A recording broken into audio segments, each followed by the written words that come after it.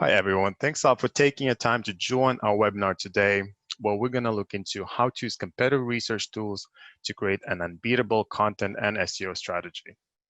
First of all, let's start with a short introduction. My name is Thomas. I'm a strategic consultant here at SimilarWeb. And here with me, I have Jeff Coyle, who's co-founder and chief product officer of an amazing product, MarketMuse. And Jeff, it would be actually great if you can tell us very shortly and how did you come up with an idea of starting MarketMuse, and what was the pain point you tried to solve with the platform as well? Yeah, absolutely. So to not get into the entire founding story, but we're the leading AI-driven content intelligence platform that's focused on setting the standard for content quality. And early on, when I was doing this manually, many of these things, I've been doing this for about 21 years, as scary as that sounds, in the search engine optimization and content strategy and lead gen space. We realized that the content teams and the search engine optimization or search teams didn't have the same metrics for return on investment. And to do that, we had to bring the content teams and the search engine optimization teams together, whether that was editorial, demand gen, or just content marketing. And to do that, really had to prioritize those creation and those optimization efforts and motions and take that as far as we can with technology to allowing or enabling those teams to execute successfully. So if you think about that, it's bringing the search engine optimization, bringing the content teams together to ensure that they can execute successfully more of the time. And we build, all different types of workflows are involved in that. I mean, gosh, there's entire content operations platforms that try to solve that problem. So that's really the vision of MarketMuse, is to bring those teams together and ensure that they get more hits than they do misses. Yeah, no, and I completely understand the pain point, because as I told you before, I think the first call we had together, I used to be doing SEO for an agency, and my job was to communicate numbers and data like search volume, topic clusters, and everything to our content writers, which was a huge pain. And it was so difficult because they don't work in SEO. There's no some kind of visualization. It's basically a lot of spreadsheets that I'm trying to explain to them and tell them how to use those. So this is why I think your product is genius, because you're solving one of the biggest problems really in the industry. Yeah, and when you deliver that spreadsheet, the way that that's interpreted is, hey, this guy Thomas is telling me how to write. Yeah, exactly. And that doesn't work. It doesn't work. And it takes years to just recognize that doesn't work. And what we're focused on are solutions that make sense if you're a subject matter expert. They make sense if you're an editorial leader, and they make sense if you're a search expert. And if you can bring those things together, that's when you've got that golden ticket. Yeah, no, I think it's a great pain point to solve. And I think we can go to maybe topics we'll cover. So first we'll start with benefits of SimilarWeb's competitive data. And I think it's not even so much SimilarWeb's competitive data benefits, but I'm gonna speak about just competitive data in general and why you should use data-driven strategy to get better return on investment on your SEO and content creation activities. And then we're gonna look into how to understand your competitive landscape using MarketMuse. And then we'll talk about pairing two platforms together to get a better competitive edge and get really good insights. So we're gonna start. Oh, and one more thing. I think, guys, please don't forget to ask questions, because one of the reasons we do these webinars live is to have more of a discussion. So yeah, please don't forget to ask them through the webinar using the questions panel, as we really want to hear from you today, and we'll try to answer the questions at the end of the webinar and maybe some of them throughout. So first of all, let's speak about more of a data-driven strategy and how SimilarWeb helps you to get that in place. And I think one of the most important things I want to talk about is that it's crucial to understanding why data-driven strategy in SEO is very important. And Similar helps you understand different parts of SEO and content for you and your competition and industry overall. So, and I think one of the reasons is that it was quite easy to do maybe 2010 to 2016 when you just create content and it works. You create content and you get traffic from SEO and organic search. But now the growth of digital, the increasing in competition is not that easy anymore. And I think competition is the critical word here. Because just writing content to write content and doing SEO just half-heartedly, it's very difficult for you to survive with that kind of strategy. So I think today I'm going to just talk through about 3 main benefits of using competitive data and analysis tools. And one of them is understanding your strengths and weaknesses. So it's very important to understand what topics you are good at and topics you're losing out to your competition, because this is crucial for guiding your strategy and optimizing your return investment when it comes to SEO activity. Then the second one is finding the biggest keyword and content opportunities. So find out which topics are growing in the industry that you're representing, in the industry that is important to you, and not in general. So we're not looking at topics overall for the whole world, for any kind of websites, what's going on YouTube or anywhere else, but for your specific industry. And then measuring the potential of these opportunities in terms of potential traffic and clicks that you can actually fight for. So it's not about just looking at search volume, but looking at search clicks, at search visits, at clicked and non-click percentage. And then the third one, which is really important, I think in a lot of cases we miss out on, is measuring the performance and return on investment on your SEO activities over time. Because in a lot of cases that I see with a lot of clients, with a lot of companies, you create a content and you kind of forget about it. And then you don't really measure it well afterwards. So, and this is what we provide real well, is actual traffic distribution for certain companies, for your industry. And you can understand, if you invested in this topic cluster, how you perform over time in terms of traffic. Are you getting enough of it? Are you growing your market share for this topic, for this content? Is this providing you more and more benefit over time? So, and here on the slide, you can see some of the examples of how we do it on our platform.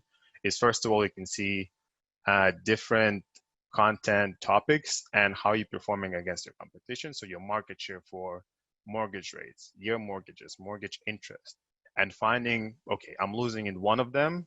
I should probably expand in that one and get my market share to a certain point. Then on another part, you also see different topics that are growing in demand for your industry, and the ones that you should focus that are trending and that are the biggest ones right now. And then, of course, measuring the performance is some of the tools that we have is search visits and search volume. So search volume was a very good and great representation of the potential before, but now we need to move on to a different metrics that are a lot more important at this stage, is actually search visits that are a lot easier to know if you will get the benefit from optimizing your content.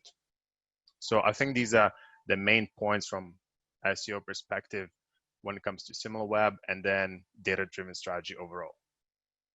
So now, Jeff, go ahead and tell us a bit more about MarketMuse, because I think everyone is really interested in this. So the things that you highlighted were really focused on the assessment of where you're at. And MarketMuse really focuses on that site level analysis, but from a deeper dive on each individual topic level. So after you get that competitive landscape information out of SimilarWeb, after you've validated and you know what the potential is, you know that directional state. I need to focus more on this high level item. I know how my historical performance has been. I know what I've done well. I know what maybe didn't do so well. There's a middle there. So after you get that insight, MarketMuse enables you to use competitive data at any degree of that lens, whether it's explicitly at the page level. So say you want to do a head-to-head analysis of one page against your page, or you want to look at an entire topic for everyone who's written content on that topic. What is that, what can you learn from that investigation of that, of the content that is representing that topic? And then you can also do that at the site level. or even the network level. But the thing I didn't mention is it's focused on content quality and comprehensiveness. So how well have they covered these topics? On what intents, on what search intents, on what user, buyer, reader intents are they focused? And how does that connect with what you've already built? So if I can confidently say, I have this much content, this frequently when I write about this topic, I get traction, I do well. This frequently when I write about this topic, I write great content, objectively comprehensive, high quality content. Or I don't, I've got thin content. I got content that doesn't address common and the most important user intent profiles. I've got content that has huge gaps in understanding. I have content that if a subject matter expert sat down and read this, they would go, wow, this person knows what they're talking about. Or they would say, no, this person does not know what they're talking about because they forgot these core elements.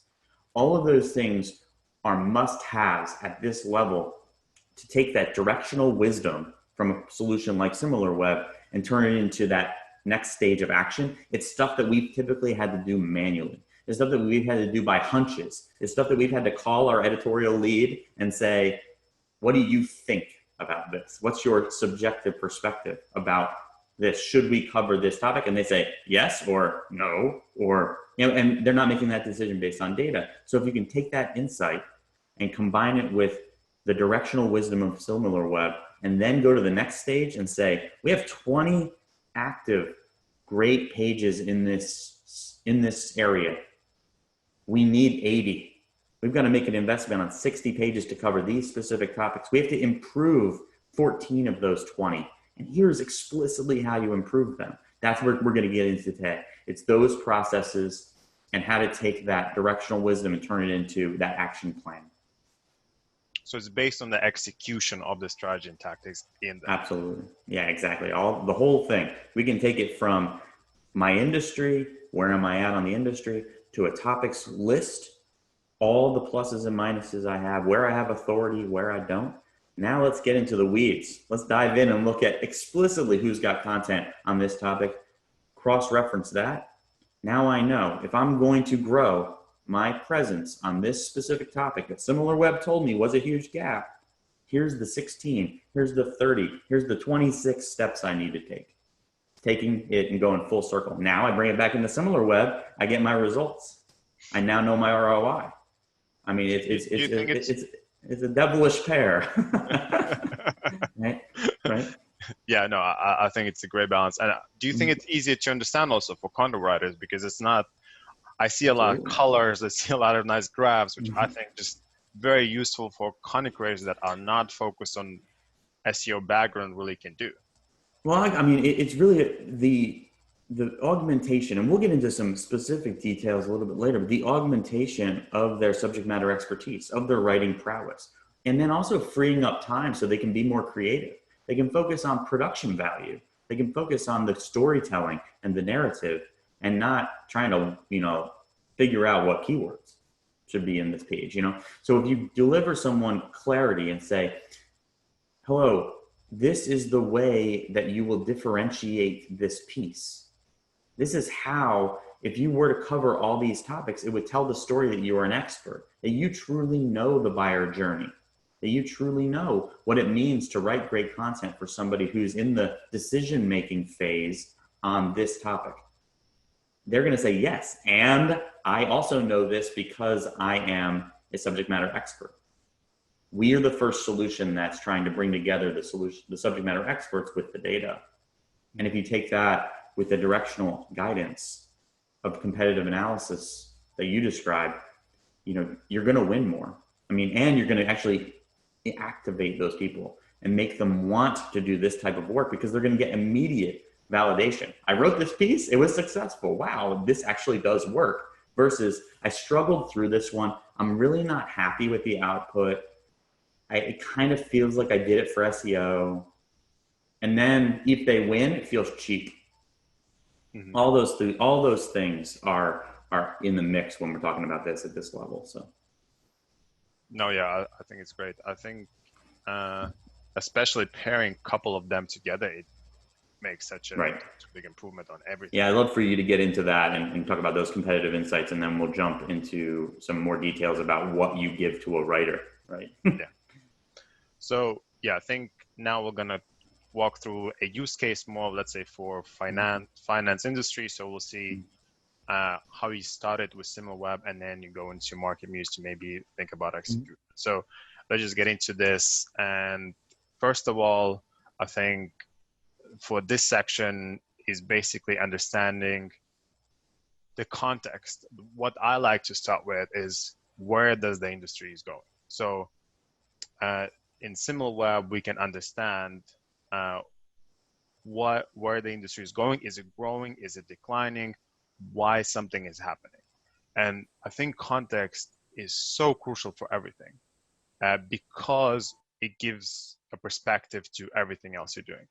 And here we can see the finance category was growing 10% over the last year. You can see where it was growing. That was growing from February, March, April, May, and June. So we see a big difference in traffic. So in any kind of metric, anything else you're tracking, you have the context for it. So if your traffic has increased, big part of it is because the whole category is growing. And you can do any category. You can make it your own. You can only include your 10 competitors. You can include 1,000 websites that you care about. So it can be as tight or as broad as you want it to be. And it also provides you with a lot of benefits like visit duration, bounce rate, and everything else to understand and give context to your other metrics like engagement metrics as well. So if you have high bounce rate in your website, how do you know it's a high? Because you can compare to similar websites in your industry, and then you have perspective. So here we see that it's growing, and then the next question is, why is it growing? And here we can see based on channels, you can see the yellow line is traffic, organic traffic, and dark blue line is direct traffic. So I think before we actually are going to explain more, we can run a poll question on it. And Josh, if you can start the poll question, and I want to see if people can actually answer it correctly. So the question is, which channels were driving the most traffic to finance publishers during the last 4 months? Is it direct? Is it referrals, organic search, or paid search? So I know, Jeff, I would like your answer because I don't know if you know this, so it would be interesting to know what was your initial understanding, what would be the biggest one in last 4 months. So we maybe give people a couple more seconds to finish the poll. And yeah, I think this is good. And we can see the results. So most people actually answered correctly. It is organic search, and 52% of people answered it correctly. So the interesting part is that it wasn't organic search before. And if you look at the graph, direct was the biggest driver of traffic before, but we can see a huge spike and increase from February when the traffic, and January from when the traffic was starting to increase. So there are a few things that you can take out of this graph and are very important to your industry. First of all, it means that people are asking more questions and are open a lot more to opportunities to shift providers to actually answer those questions. So you know that you have an opportunity to create content that people want answers to, and you can increase your market share, you can increase your brand awareness and your domain authority in this industry. And it's not a small increase, it's a 2 times increase over this small period of time. So another thing is it's increasing market size for organic search in the industry. So now you know when you're creating content, you know that you have a bigger pool of people who search for it and have potential reading it. The other way is it's a great way to help to advocate for importance and increasing investment for search. And as you probably, Jeff, know, this is one of the biggest problems in big enterprises, big companies, that SEO is usually overlooked as a secondary thing, or it's very difficult to get more investment into it. Yeah, I think you hit it on a number of use cases here. It's that if you know that direct is a meaningful amount of traffic in the channel, also, You know that there are brands that are direct competitors. There are publisher brands that are direct access items. There's non-competitive or adjacent brands that may even be appropriate for partnerships too. So if you know that information, you can say, well, if someone's going to a publisher, it's not that they're buying something against me, but they think that's a great source of information.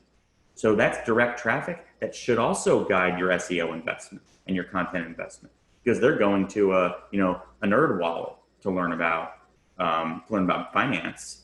That's not somebody who's competing with you if you're Capital One, right? They're generating leads through publishing. So if I've got to build content, and expand, that's actually giving me wisdom. And then this SEO improvement, or the organic traffic improvements, is doing the same. So what I wanted to get more, I think the audience would appreciate, Thomas, is this is all, you have to have accurate traffic source data to make this happen. And I always find that that's what, one of the things that sets, kind of SimilarWeb apart is you've got accurate traffic data, but you've got it across all channels. You've got it for industries. You can build your own industries out of these 19 sites. I can build one for publishers. I can build one for direct competitors. I can build one for adjacent competitors. Like, what are the things that give you the unfair advantage on traffic source data? As much as you can say.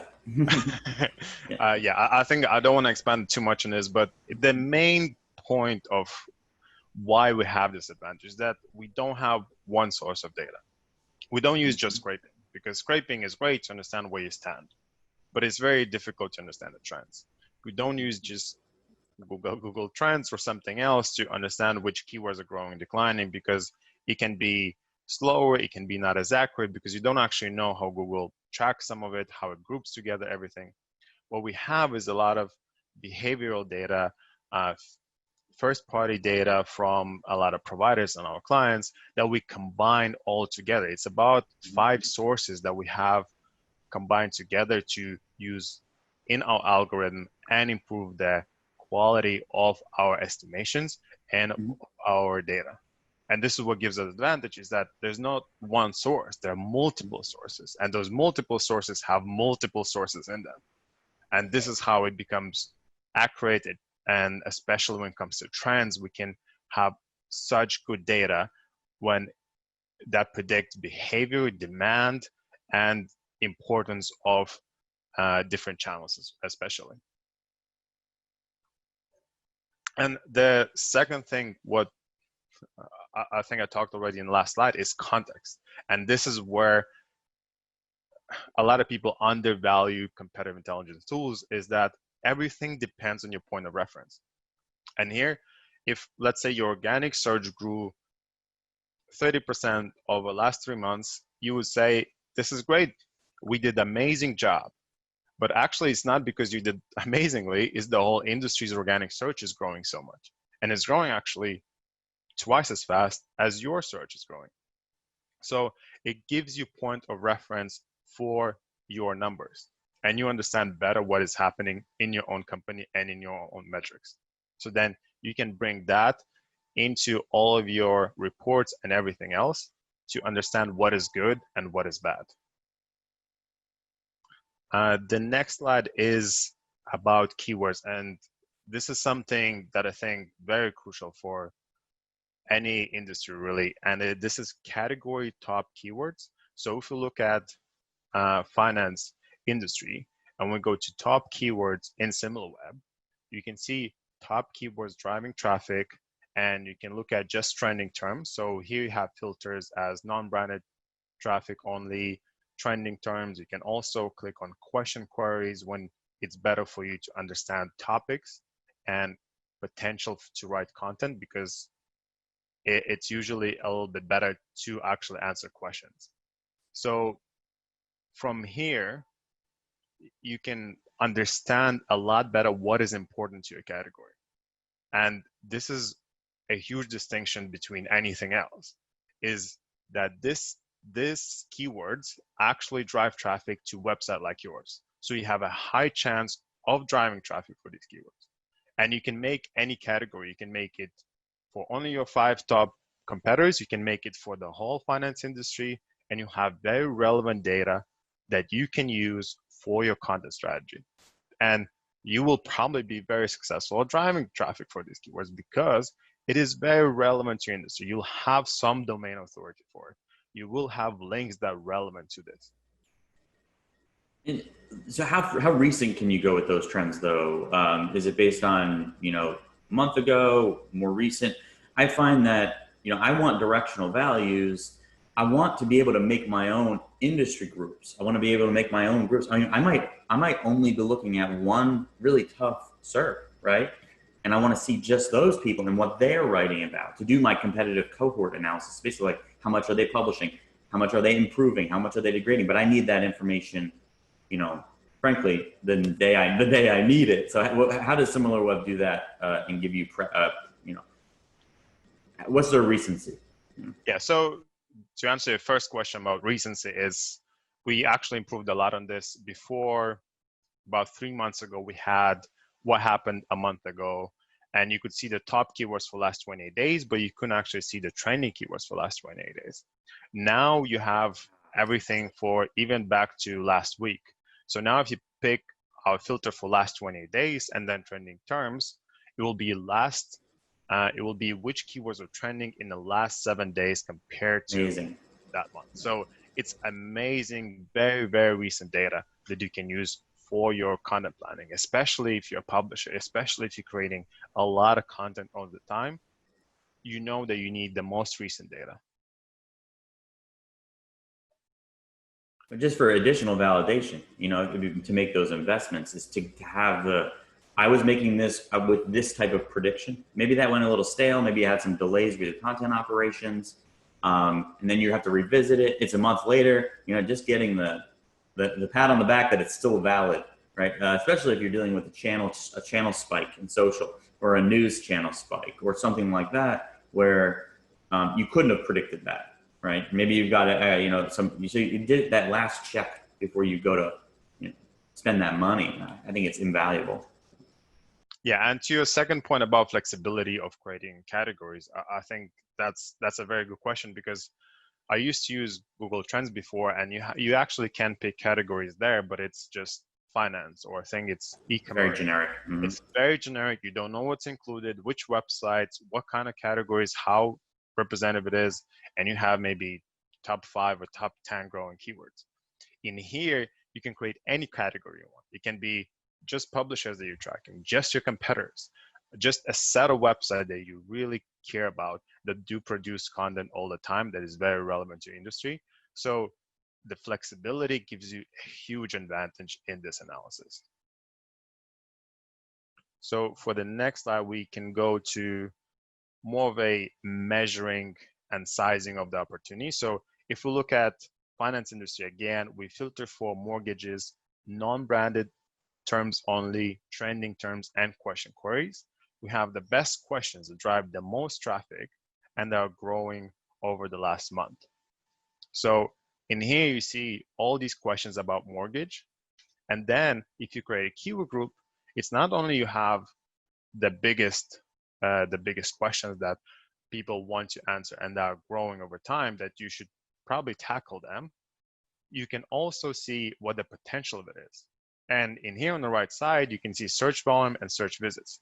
And I think search visits is a very important and highly overlooked metric, because before we used to use search volume all the time.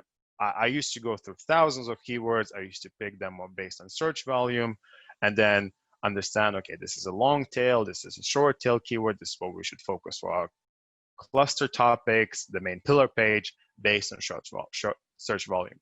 But now, with increasing amount of searches being zero click, with increasing amount of searches going more to paid and any other type of searches, you have to know what is the potential search visits are to estimate the opportunity. Search volume is not going to do it for you. So in here, we can see that these as a topic cluster for mortgage questions, it would be a great one to compete on, because you have a lot of search visits, which is double the amount of search volume, and you have high click-through rate, which is 62% of these searches are actually ending up with a click to one or maybe 2 or 3 websites even.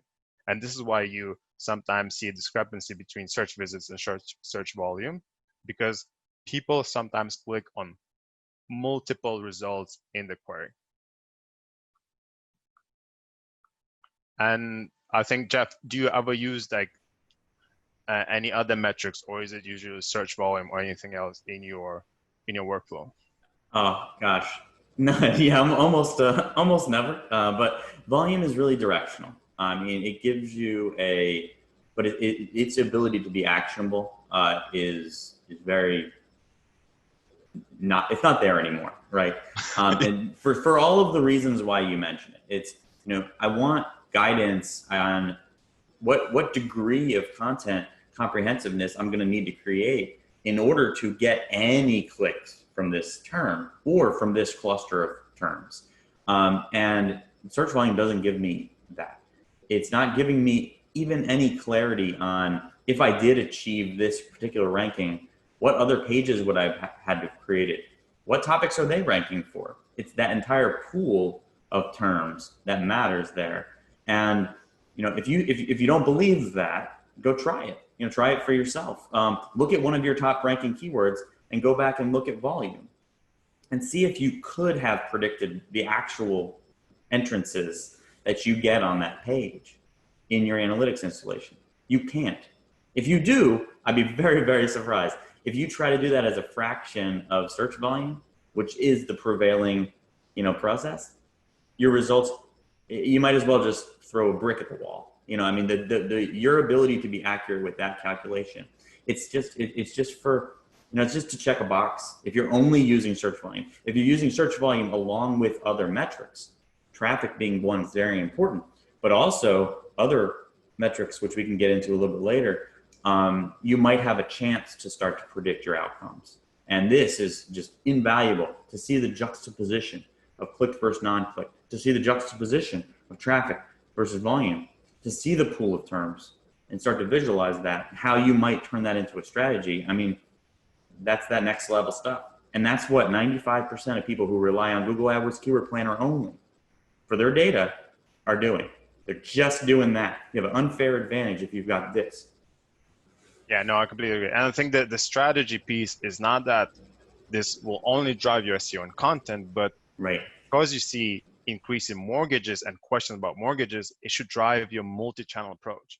You should combine your content, your different content pieces with your promotional pages, with your PPC campaigns, social campaigns that you all combine together. Because mortgages are growing overall, you found these questions, you create content, you can promote it everywhere, and you'll get so much more benefit. Basically, it's demand plus multi-channel execution that brings you success.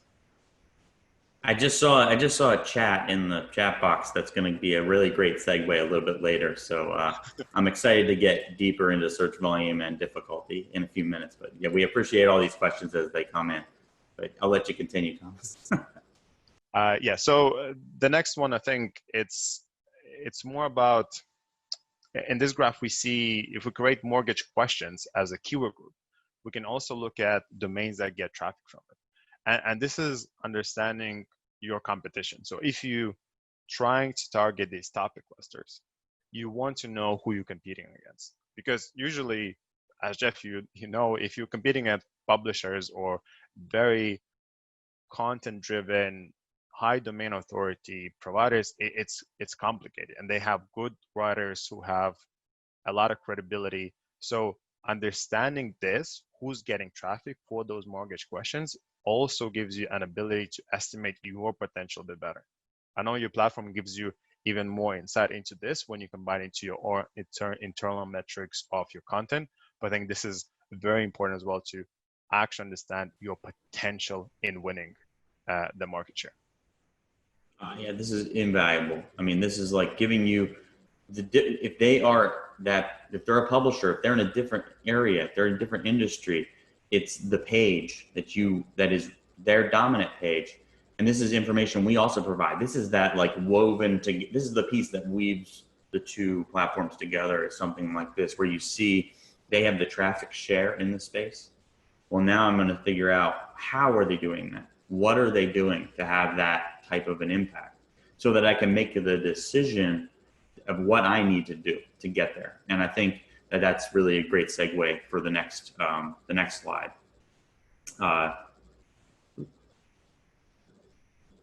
Right. Yeah. Oh, there it is. I'm sorry. I'm looking at the Awesome. Okay. So the big piece of, what I'd like to roll through is validating my chances. And I think there was also a metric or a comment about difficulty. Difficulty is very good. Well, industry metrics for keyword difficulty really fall short in auditing and competitive analysis. They're only looking at off-page factors. They frequently use averages. Okay, take the average of the last slide we looked at. Is that really giving you any insights as to how you will succeed with your site, your specific site? Is it telling you how well you've covered topics? Is it telling you where your gaps are? How hard is it for you to particularly rank? It's barely telling you directionally whether it's hard or not generally, because it's using only off-page factors. It's not telling the story of whether they are topical authority for that topic. It's not telling you their publishing cadence. It's not telling you their update cadence. It's not giving you any information that you actually need to say how hard is it really going to be for you to win now and maybe even stick with the win and keep that win. And the worst examples are giving you PPC competition as a substitute for what is organic difficulty. So yes, difficulty is important, but where's the difficulty coming from? And what MarketMuse provides to validate your chance of success is telling you where you stand today, what's your best related page, how many pages do you have that are candidates to be part of this cluster or that actually reference this topic.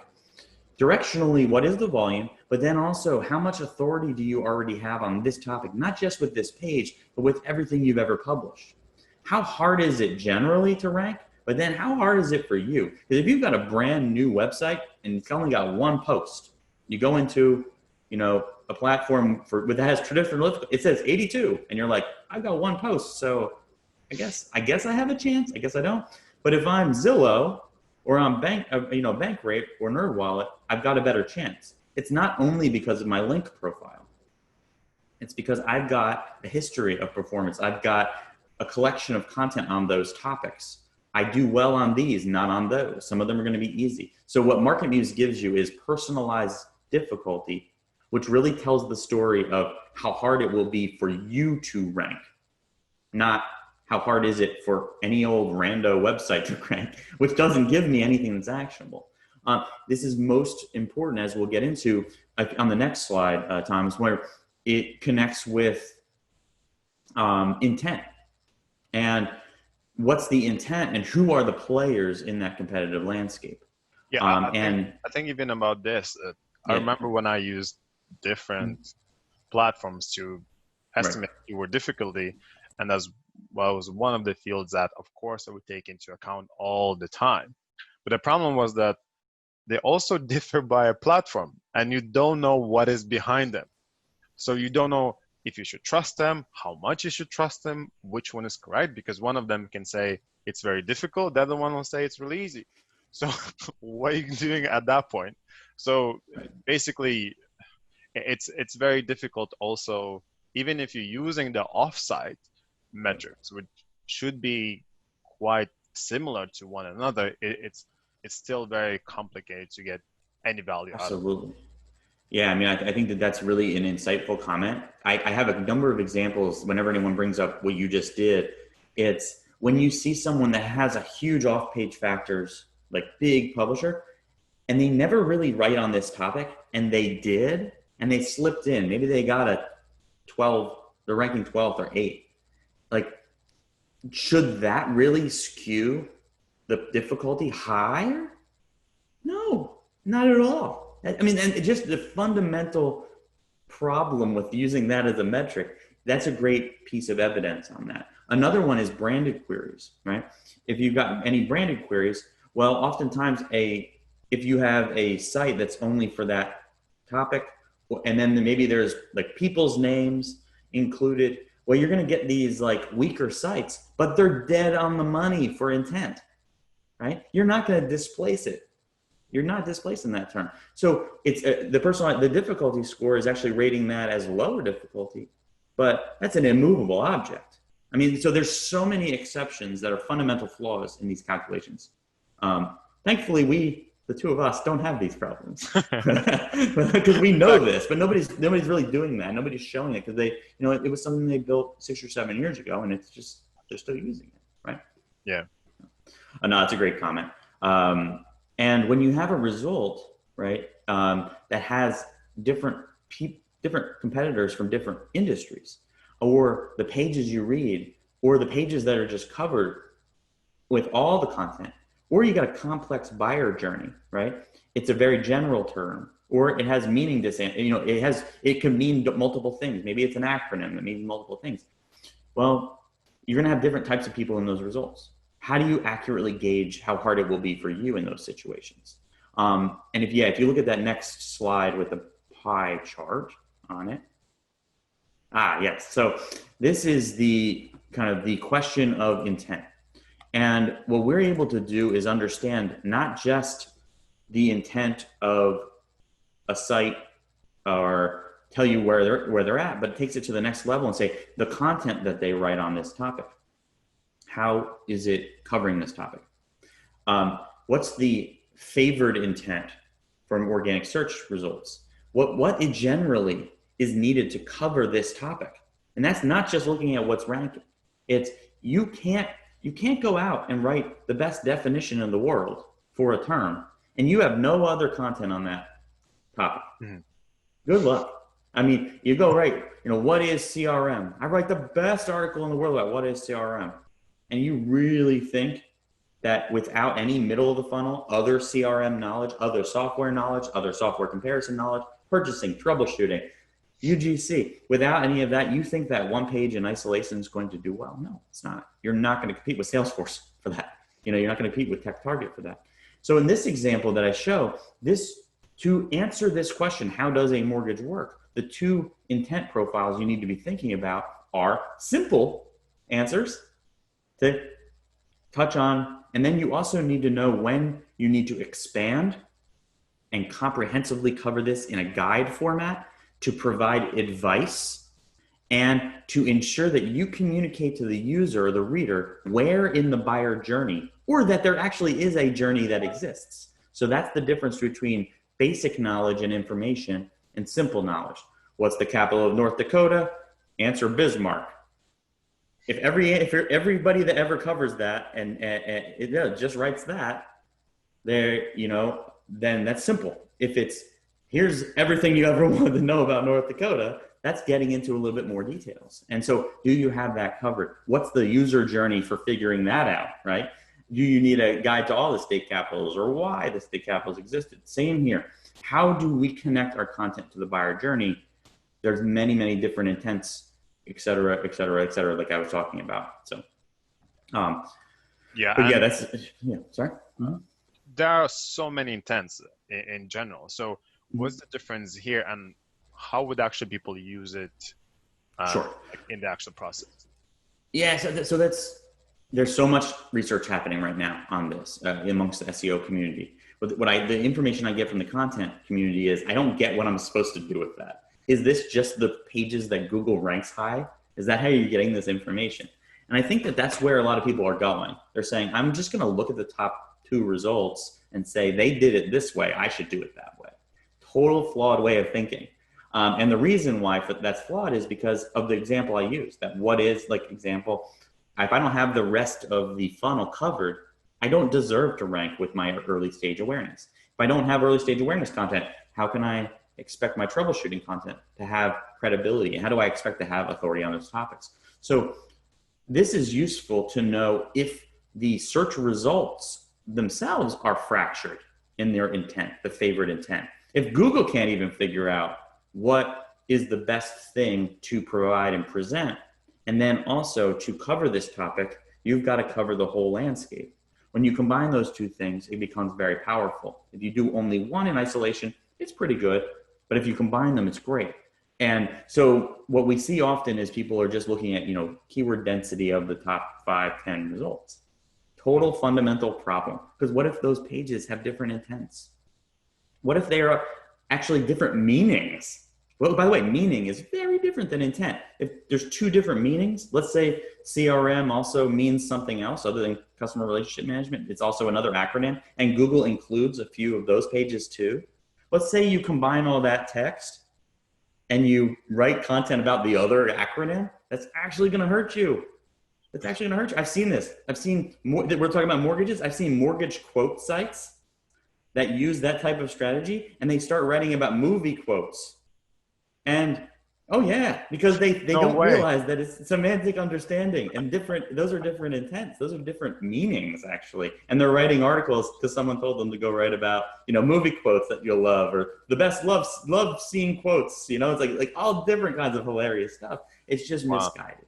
It's misguided. And those are my favorite examples of writing content that doesn't appeal to the user, but looking at the results and playing results instead of making great decisions, so. Yeah, I think we can move on to the next one. We have, Sure, yeah. I believe, maybe 5 minutes for Q&A. Awesome. Yeah, I see a couple of them going in. I'll blast through this next example, but this is a cool one because you can actually compare their best pages. You picked these out. You said these are the most important ones. MarketMuse provides a objective measure of comprehensiveness and quality. Okay, think about that. No more subjective measures, right? It's not because I like it or I don't. This is great. This is what a subject matter expert would write. They've covered this comprehensively, right? So I know how hard was it for them to do it? How long did it take them? Did they meander 9,000 words? Were they able to do it in a succinct way? What is that content score? What does MarketMuse think you should hit in order to actually cover this topic comprehensively? So in this example, Rocket Mortgage wrote this dynamite content item, 3,000 words, 3,300 words, that actually eclipses what MarketMuse says one would need. Whereas some of these other ones are a little bit behind. So to answer this question, we've got some pages that have clear gaps in understanding. We've got one that leads the charge. So I want to take that into consideration along with who's ranking and what other content they have when I make my decisions. We move on to the next example here. It's more colorful. And I think someone asks, are these screens from MarketMuse? This is from our Compete solution. And that's available in all MarketMuse packages. But what you can't see here is you can actually click on each one of these pages and do a head-to-head comparison as well, and even get a stack ranking of the terms like you did in the previous slide. But what this does, this view tells me all the topics that MarketMuse says are extremely important to cover. So then you see, okay, what are the must-haves? If you see a blue line going all the way across, that's everybody's doing it. That's like if you were a subject matter expert and we were having a conversation about this topic, we would definitely cover that because these are the obvious wins. If you miss one of those, that's a crazy gap, right? But then when you see that not that many people have covered something, but it's high in MarketMuse's listing, that tells me that's an area of opportunity for differentiation. It's very semantically related. It's very appropriate for an expert to cover, and no one's doing it. Wow, right? That's a great area of opportunity. So oftentimes with these types of research solutions, you're just getting that, the stuff where the words exist. We're telling you what is the meaning behind the term, what's the intent behind this concept, and then giving you the cross-reference of the competitive landscape. So you can know what's the table stakes as well as what to differentiate. So when it comes to these topics, so if you can see that someone didn't write anything for, let's say, mortgage point, so would you actually include it in your existing content, or would you create a new page, or would you do both?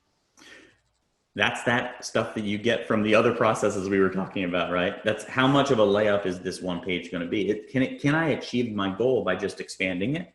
Or do I need a new page to connect to expand my cluster? Is there enough upside in that other topic too?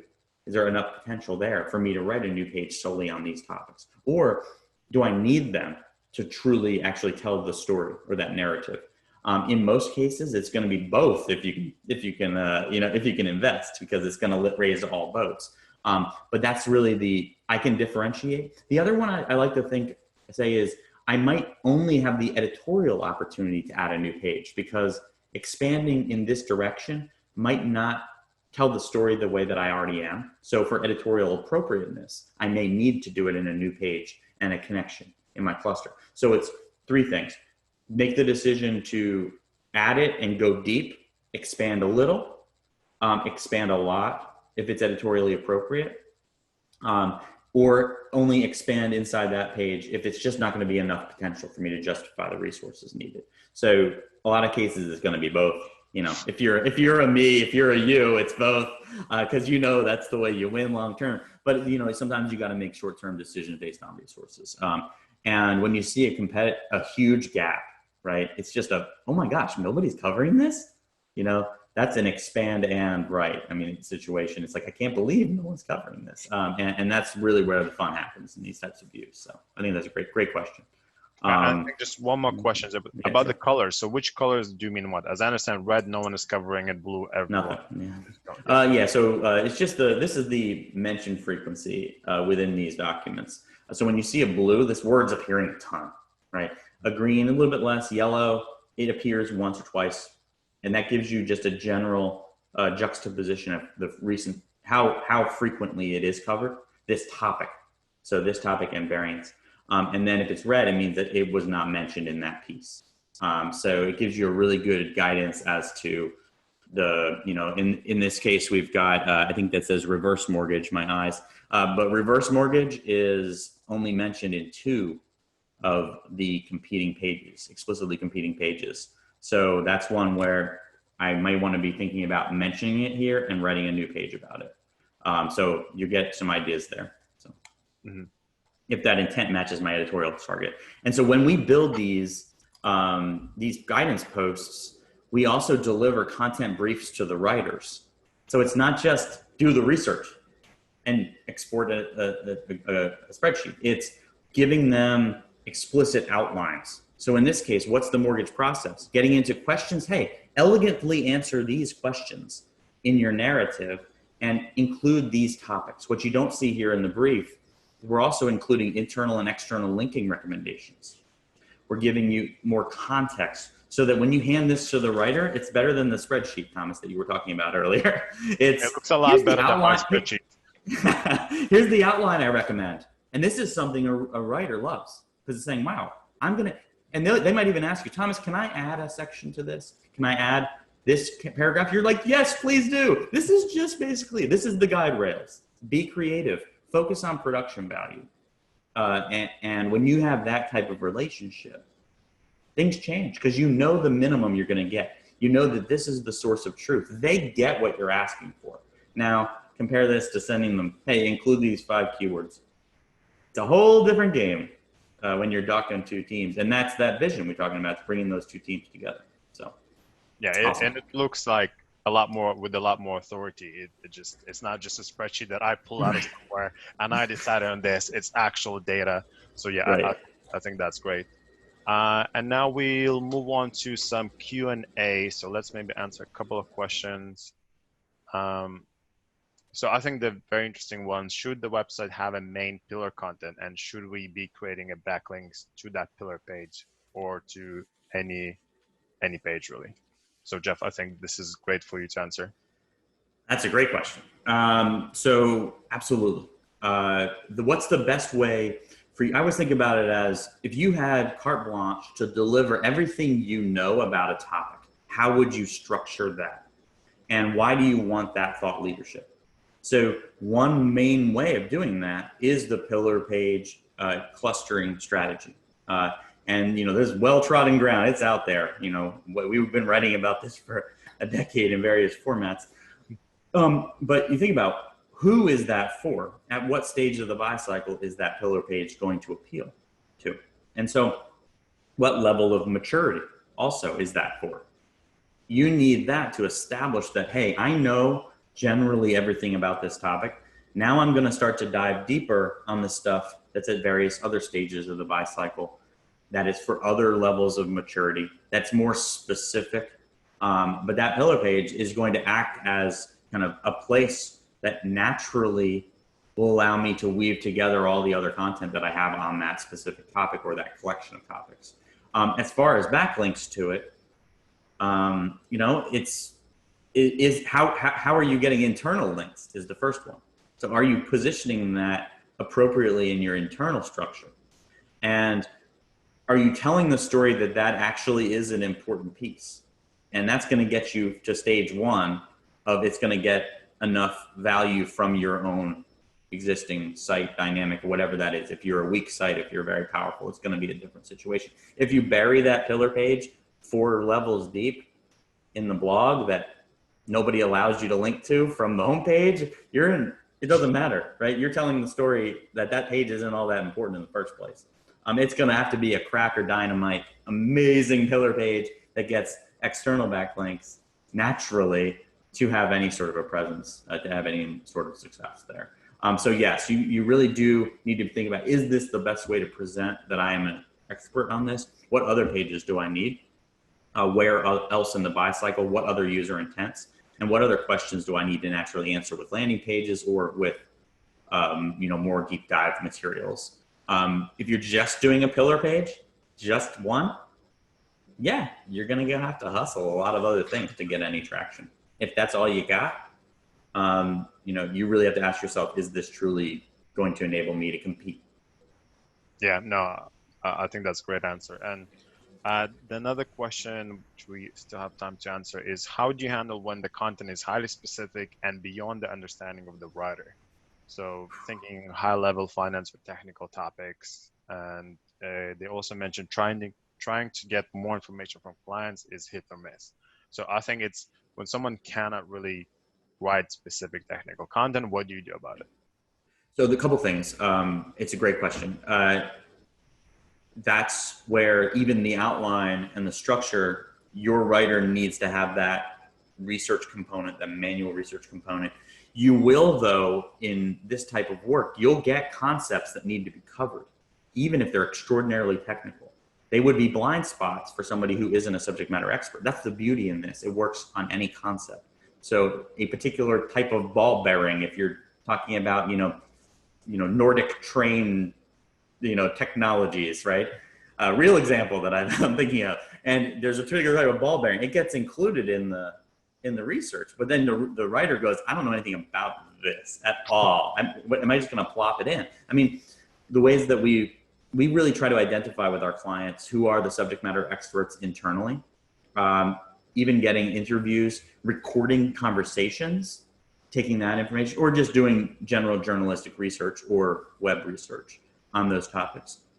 I like the idea of having those things be attacked by subject matter experts. And if I'm the writer and I'm not one, I do have another level of work that needs to be done. However, not missing it on the front end, knowing that that exists, knowing that so it won't be a blind spot, is 10 steps ahead of if you're going to, GA keyword planner and typing in, training technologies. You're not going to get that special ball. You're not going to know that, for the types of heart failure, if I don't mention, myocardial infarction, my page is going to never rank well because it's your money or your life. You have to kind of know where your problems are. If you're not an expert, you're going to have to dig. And that's where I think most folks are kind of mixing and matching. How can you really cover this? How can you really do the topics that are specific to me? They're scientific. Well, what we can do is give you the guardrails so you don't make horrifying mistakes, and then give some context as to internal and external links or research sources, right? Research sources, and that's very valuable too. And those are the same people that you should be externally linking. So there's a nice yin and yang there too. So it's basically do as good of a job as you can, and you link to more extensive information for anyone. And doing research. I mean, you never want to link to something externally that's competitive, right? But you would an adjacent topic, right? And the secondary topics that you may want to mention appropriately. I mean, that's totally legit. But then you always want to be looking within for subject matter experts. You've got a product manager, you've got a subject matter expert, you've got a cousin who lives in Albuquerque you can call. There's someone who you can get on the phone, at least to give you some words you can transcribe and then weave it in. I mean, that's just being a good writer and journalist. You'll get that expertise. Or else maybe you guys aren't the expert. Your company isn't the expert. So do you really deserve the rankings? I don't know. That's where you need to ask yourself, what kind of investment are you going to make? So, yeah. No, I think this was great. We're already a couple of minutes after the hour. So thanks a lot, Jeff. Thanks a lot for everyone for actually joining, writing us questions. And yes, this was a great webinar. Thanks a lot again. Hey, thanks so much. Appreciate it. And it was a pleasure. And thanks SimilarWeb for everything. Huge Cheers. pleasure. Bye, guys.